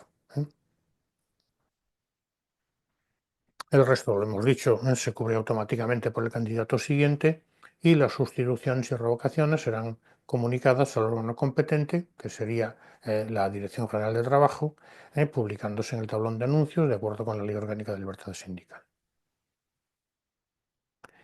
Y los órganos electorales, digamos que podrían ser la Junta Electoral, pero básicamente en función pública nos quedamos con la mesa electoral. Los sindicatos con capacidad para promover elecciones en cada unidad electoral podrán acordar en la misma, por mayoría, el número y distribución de las distintas mesas electorales. En caso de no existir acuerdo, se constituirá mesa electoral por cada 250 funcionarios. No sé cómo se hace en otras partes de España, pero en Alicante hace ya años se decidió que en cada partido judicial hubiera una mesa electoral. Lógicamente las personas que trabajan en los juegos de paz tienen que desplazarse al juzgado cabecera del partido a votar. ¿Y qué funciones tienen las mesas electorales una vez constituidas? Bueno, pues básicamente la ordenación y vigilancia del proceso electoral, ¿no? Vigilar el proceso electoral, determinar la lista de electores, esto lo manda la administración, la empresa, en el caso de la empresa privada, pues te manda todos los funcionarios que están censados en ese partido judicial o en la provincia entera, en su caso. Determinar la lista de electores, fijar el número de representantes a elegir, un poco lo que hemos hecho. ¿Cuántos somos? 2.150. Vamos a coger la escalilla. ¿Cuántos corresponden? 25. Fijar la fecha y presidir la votación. Lógicamente, la fecha se fija, la mesa se reúne también con las organizaciones sindicales, la fecha se fija de consumo, es decir, de acuerdo. No podrá ser nunca antes de transcurridos 4 años desde la elección anterior. Después sí, no pasa nada porque se retrase una semana, 2 semanas o incluso un mes. Se entiende prorrogado el mandato de la Junta anterior hasta que se celebran elecciones. Realizar el escrutinio de los resultados, hacer el cómputo, levantar las actas correspondientes y entregarlas a la oficina pública, que es la Dirección General de Trabajo. Y como hemos dicho que es de ámbito provincial, lógicamente, y he puesto como ejemplo Alicante, que tiene 13 partidos judiciales, pues existirá una mesa electoral coordinadora que de modo general está en la capital de provincia y que no solo se encarga de las cuestiones relativas a su propio ámbito, ¿no?, sino que se encarga de coordinar el resto de mesas. No hay mucho más. Estará formada por el presidente, esto sí, recordadlo. El presidente es el funcionario de mayor antigüedad. Aquí un poco lo digo también porque la gente a veces, el funcionario de mayor antigüedad de los cuerpos, aquí no se elige, se obliga. Por ejemplo, en las últimas elecciones creo que era un funcionario del cuerpo de letrados de la Administración de Justicia, que era el que más antigüedad tenía en toda la provincia. Puede ser un médico forense, puede ser un gestor o puede ser un funcionario del cuerpo de auxilio, un ayudante de laboratorio. De más antigüedad, el presidente. Y el vocal es el de mayor edad, ¿dónde lo dice? Y el secretario el de menor edad. El vocal, ¿dónde está? Los presidentes y vocales. Y los vocales serán los funcionarios de mayor y menor edad. Es decir, el de mayor edad, no el de mayor antigüedad, será el vocal mayor y el secretario será el vocal menor. Y los presidentes de las demás mesas serán lo mismo, pero dentro de ese partido judicial, ¿no? Y el vocal de menor edad, como decimos, actuará como secretario. Las mesas electorales coordinadoras pues hacen lo mismo, vigilar el proceso electoral, es decir, si hay alguna incidencia en alguna de las mesas, pues se pone en conocimiento de la mesa electoral coordinadora para que ésta decida lo que va a suceder, ¿eh? No hay mucho más, lógicamente. Se pueden impugnar las decisiones de la mesa electoral coordinadora porque de modo general es la que toma las decisiones, ¿eh? Fijar el proceso electoral, fijar los criterios, distribuir el número de mesas, determinar la lista de electores, fijar el número de representantes elegidos, recibir la presentación de candidatos. ¿Cómo se hace? Pues se obtiene de la administración el censo por partidos judiciales y se remite a cada partido judicial. No tiene nada, ¿no? Dice, este punto puede ser importante, el segundo, este párrafo dice, la mesa resolverá cualquier incidencia relativa a inclusiones, exclusiones o correcciones que se presenten hasta las 24 horas después de haber finalizado el plazo de exposición de la lista. Es decir, se expone la lista con todos los electores, ¿eh? Y evidentemente puede suceder que alguien o esté excluido de la lista, diga, yo, de acuerdo con la ley, debo estar incluido en la lista. Muy bien, formulo reclamación a la Junta, y la Junta, si entiende que sí, pues añade, en el plazo de 24 horas, como si añade a esta persona como elector, ¿no? Las candidaturas se presentarán ante la mesa electoral correspondiente durante los 9 días siguientes a la publicación de la lista de electores.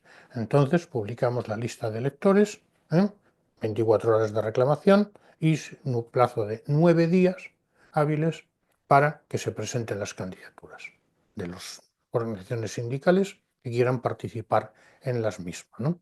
Y la proclamación serán los 2 días laborables después de transcurridos los 9 días.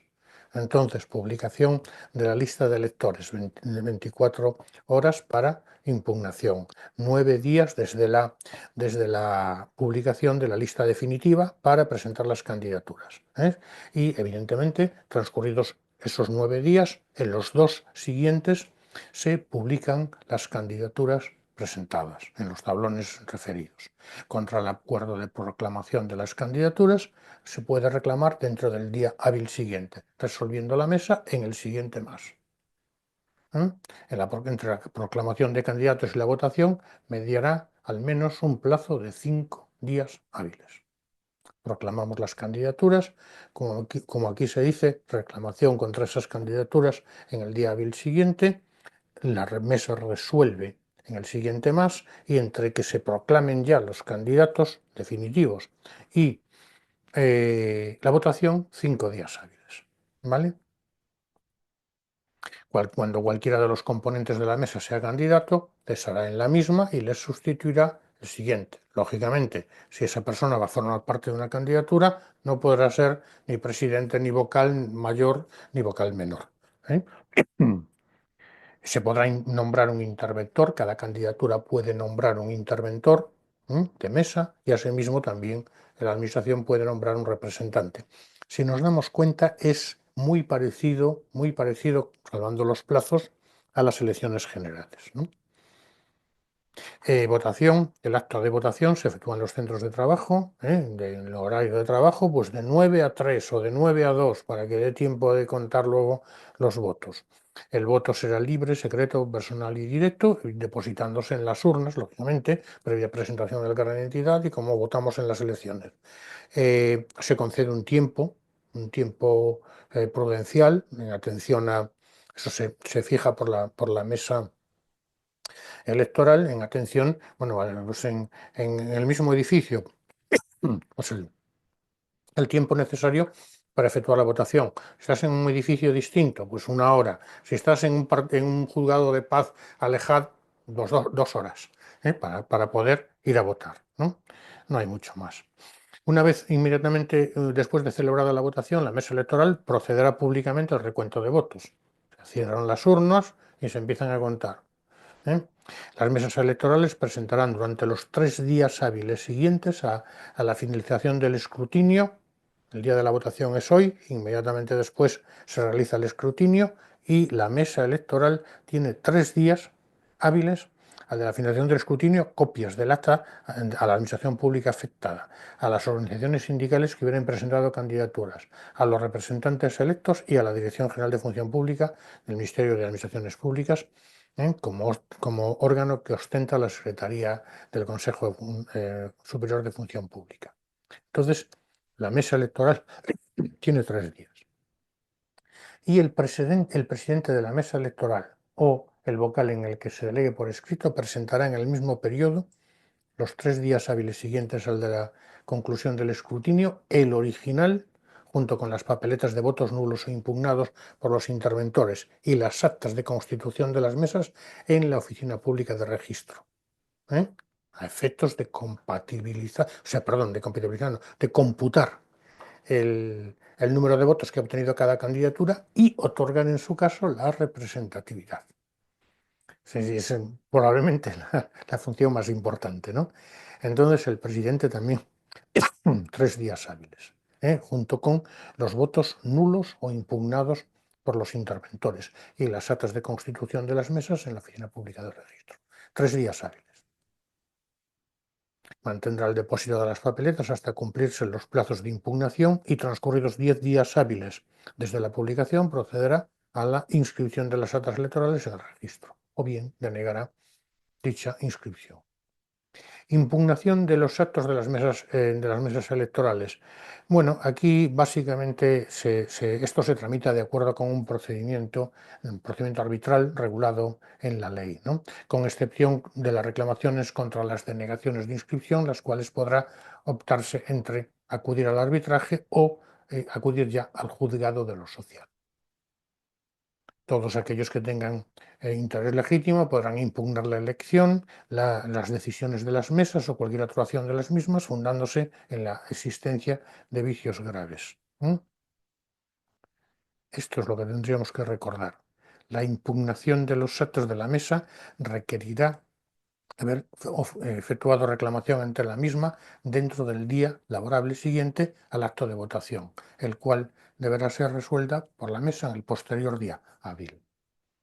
Y el procedimiento arbitral, aquí ya estamos hablando, contra las elecciones, deberá ser dirigido a la oficina pública provincial correspondiente, la Dirección General de Trabajo, mediante un escrito en que, bueno, básicamente, pues se exponga por lo que se produce la impugnación. En este escrito figurarán los hechos, deberá presentarse en el plazo de 3 días hábiles contados al día siguiente a aquel en el que se hubieran producido los hechos o resuelto la reclamación de las mesas.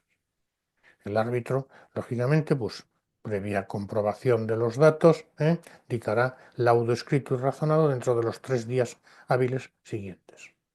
Laudo arbitral. Y este laudo podrá ser impugnado ante el orden jurisdiccional social. Esto sería un poco la idea general, ir viendo cada uno de los procesos o de los ítems de las elecciones. ¿Qué nos interesa a nosotros saber? Bueno, los plazos también, pero básicamente esto, por ejemplo, de la impugnación ante el orden social se preguntó en alguna ocasión, también el plazo que tiene el presidente para presentar las actas, que son 3 días hábiles, bueno, pues este tipo de cosas, ¿vale? Duración del mandato, 4 años. No tiene mucho más. 4 años. Podrán ser reelegidos en los sucesivos periodos electorales y se entiende prorrogado el mandato si al finalizar el plazo de 4 años no se promueven elecciones, se entiende prorrogado. Bueno, aquí tendríamos un poco las esquemitas que yo creo que nos ayudan. Esquema de las elecciones, con los plazos y demás, para que nos sea más fácil recordarlo. Además está, desde mi punto de vista, amplio. Y esto sería. Ahora ya estos 2 epígrafes tienen menos injundia, ¿no? El derecho de huelga, bueno, el derecho de huelga, que siempre lo digo que me hace mucha gracia, ¿no? El derecho de huelga, ¿qué es la huelga? Bueno, pues aquí se define como el cese en la prestación de servicios por parte de trabajadores acordada en demanda de reivindicaciones profesionales y da lugar a la suspensión de retribución por parte del funcionario, es decir, del empresario. Es decir, el trabajador no trabaja y el empresario no le paga. ¿Eh?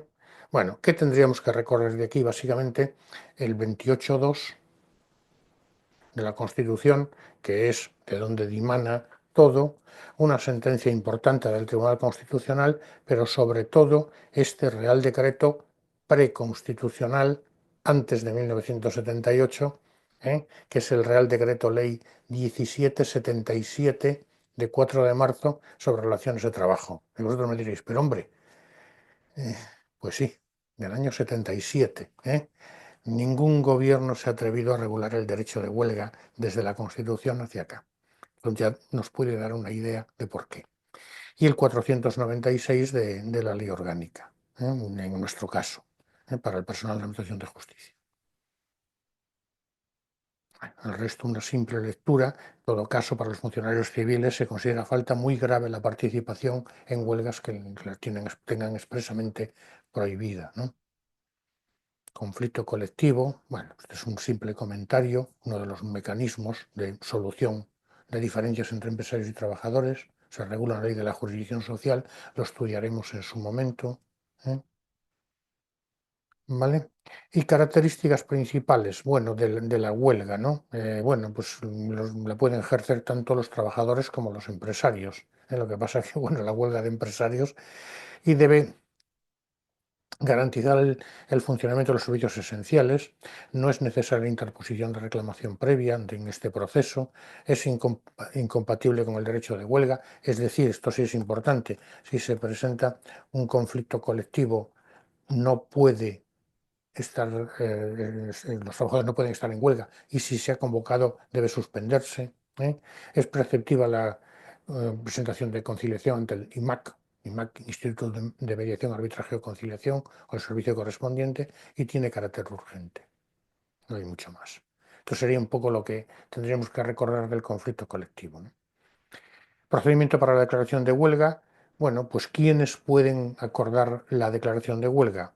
Las organizaciones sindicales con implantación en el ámbito laboral de la huelga, los trabajadores a través de sus representantes, por decisión mayoritaria, y los propios trabajadores en el centro de trabajo, acordada evidentemente por votación, mayoría simple, se exige. Comunicación al empresario o empresarios y a la autoridad laboral, esto es necesario, y comité de huelga, esto se ha preguntado en alguna ocasión, está formado como mínimo por 12 trabajadores. Aquí se preguntan un poco los datos, porque tampoco hay mucho más, ¿no? Está formado como máximo este comité de huelga, que es el órgano encargado de la dirección y desarrollo de la huelga, 12 trabajadores de los centros de trabajo en conflicto. Y aquí lo de situación especial en el alta de seguridad social también se preguntó en una ocasión. Los principales efectos de una huelga legal serían el ejercicio del derecho a la huelga no extingue la relación de trabajo, pero sí la suspende, es decir, durante la huelga el contrato queda en suspenso en el régimen general de la seguridad social con suspensión de la obligación de cotizar por parte del empresario y del propio trabajador. Se respetará la libertad de trabajo, por tanto, en teoría, debe trabajar el que quiere y el que no quiere, pues va a la huelga. Mientras dure la huelga, el empresario no podrá sustituir a los trabajadores huelguistas por otros trabajadores y el gobierno puede acordar un arbitraje obligatorio cuando la huelga afecte a la economía nacional. Y cuando se utilice el procedimiento de conflicto colectivo, lo repito, porque también se preguntó en alguna ocasión, no podrán ejercer el derecho de huelga. Y bueno, se considerarán actos ilícitos o abusivos las huelgas rotatorias, las efectuadas por los trabajadores que presten servicios en sectores estratégicos, las huelgas de celo o de reglamento, y cualquier otra forma de alteración colectiva del régimen de trabajo. Huelgas ilegales, también se consideran huelgas ilegales aquellas que se inician por motivos políticos, cuando sea de solidaridad o apoyo a otros trabajadores en huelga, cuando tengan por objeto alterar lo pactado en convenio colectivo. Se aclara aquí, bueno, pero no se considera ilegal cuando se reclama una interpretación del convenio colectivo o exigir reivindicaciones que no impliquen la modificación del mismo. Como digo, esto es una simple lectura. O cuando se produzcan contraviniendo lo dispuesto en el Real Decreto del año 77 que regula el derecho de huelga. Y el cierre patronal, puede producirse cierre patronal. Aquí lo que se dice es que solo se admite el cierre patronal defensivo, no el de ofensivo de iniciativa. ¿Qué quiere esto decir? Bueno, que se puede acordar por parte de la empresa el cierre de la misma cuando exista notorio peligro de violencia para las personas o daños graves para las cosas, cuando se ocupe el recinto de trabajo o cualquiera de sus dependencias, o cuando el volumen de la inexistencia de irregularidades en el trabajo impidan que se realice el proceso productivo, ¿no? Quedan en suspenso los contratos de trabajo. Esto era lo que estaba buscando. En todo caso, los empresarios deberán comunicar el cierre a la autoridad laboral competente en el término de las 12 horas siguientes a haberlo puesto en práctica. Entonces, es importante este dato, ¿eh? El cierre patronal defensivo y comunicado a la autoridad laboral en las 12 horas siguientes a haberlo puesto en práctica. Bueno, aquí un poquillo ver los plazos estos, ¿no? De 5 días, de 10 días. Esto, como digo, es simplemente hacer test e ir viendo. Especificidades de la huelga en la Administración de Justicia.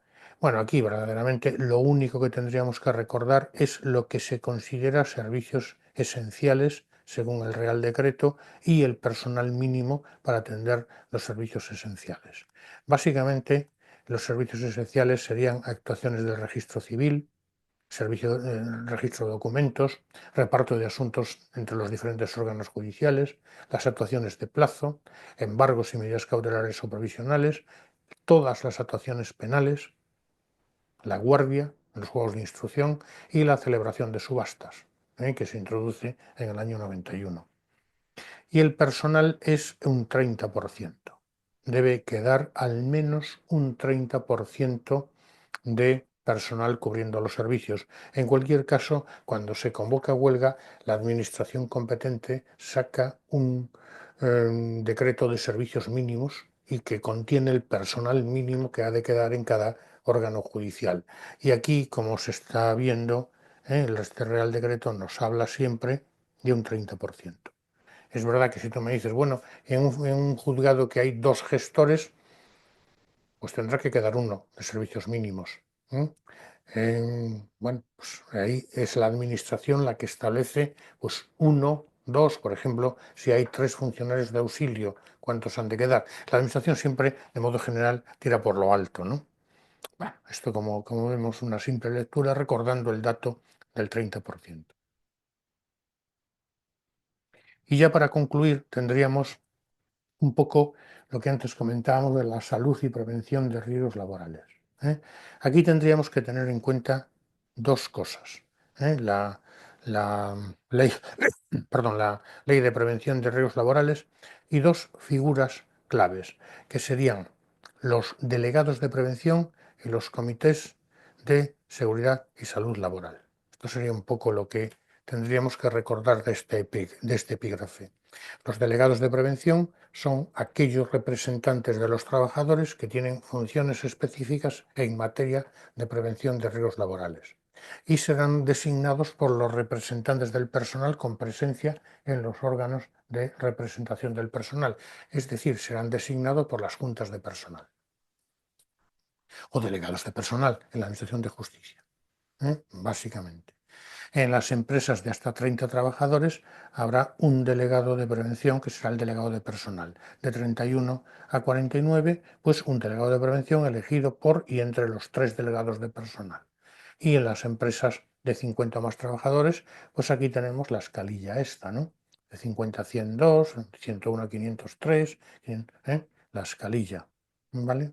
Delegados de prevención, que son aquellas personas que van, las habréis visto por las empresas o por los juzgados, que comprueban exactamente que se cumplen las condiciones establecidas no solo en la ley, sino en cada uno de los reglamentos. Por ejemplo, estaba pensando ahora en la luz, en eso, en las condiciones de climatización correspondientes. Me digo, a lo mejor en otras partes no, pero aquí en la Comunidad Valenciana tenemos problemas en verano con los aires acondicionados que no funcionan.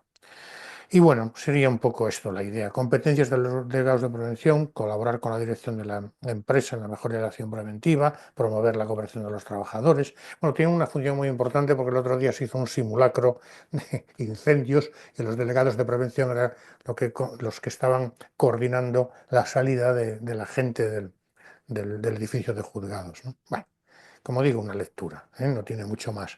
Y ya el segundo de los, otro gran... La otra gran figura es el Comité de Seguridad y Salud Laboral, que es un comité paritario. ¿Qué quiere decir esto? Quiere decir que está compuesto por el mismo número de representantes de la empresa que de los trabajadores. Por ejemplo, en la administración, si hay 5 delegados de prevención, pues habrá 5 representantes de la administración. Entonces es un comité pues, paritario entre miembros de la administración y miembros de la parte social o de los trabajadores. ¿Vale? Número igual. Y en las reuniones del Comité de Seguridad y Salud participarán con voz pero sin voto los delegados sindicales y los responsables de prevención de riesgos laborales. Bueno, tendrá las siguientes competencias: pues elaboración, puesta en práctica y evaluación de los planes y programas de prevención, promover iniciativas y métodos y procedimientos para la prevención de riesgos. Bueno, esto, como digo, una simple lectura. Conocer la composición del comité, también el número de delegados de prevención, y leemos un poco por encima, porque si son muchas, las funciones de cada uno de ellos. Sería un poco la idea, ¿no?